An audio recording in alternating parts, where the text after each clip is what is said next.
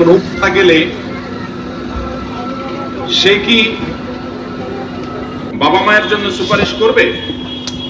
যদি কারোর সন্তান মারা যায়, ছোট বাচ্চা মারা যায়, নবী করিম সাল্লাল্লাহু আলাইহি সাল্লামের হাদিসের আলোকে তার জন্য দুটি সুসংবাদ আছে। কয়টি সুসংবাদ? দুটি সুসংবাদ আছে।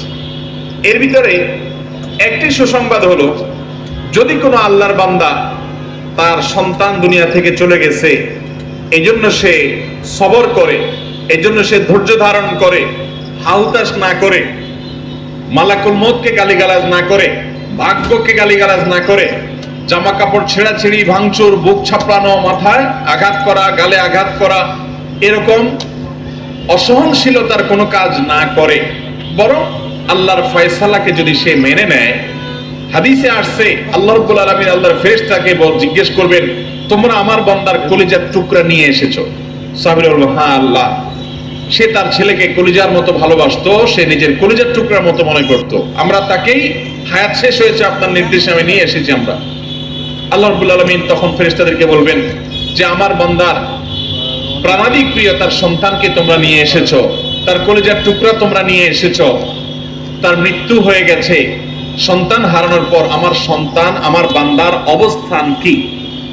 তখন ফেরেশতারা কোন কোন নেককার বান্দা যারা সবর করতে পারেন, যারা আল্লাহর ফয়সালা রাজি থাকেন, তাদের ব্যাপারে ফেরেশতারা বলবে, আল্লাহ আপনার বান্দা আপনার ফয়সালায় সন্তুষ্ট হয়ে বলেছে, আল্লাহ দিয়েছেন, তিনি আবার নিয়েছেন, অতএব আমি আল্লাহর এই সিদ্ধান্তকে স্বাগতম জানাই, আমি আল্লাহর এই সিদ্ধান্তে সন্তুষ্ট, আমি রাজি বিল কাজা, আল্লাহর এই ফয়সালা সন্তুষ্ট হয়ে গেছি, সেজন্য আলহামদুলিল্লাহ বললাম।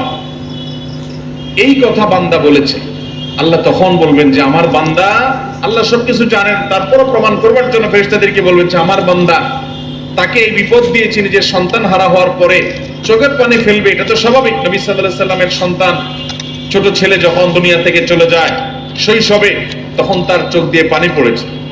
সাহাবীরা অনেকে জিজ্ঞাসা করলেন, ইয়া রাসূলুল্লাহ আপনিও কাঁদেন সন্তানের বিরহে?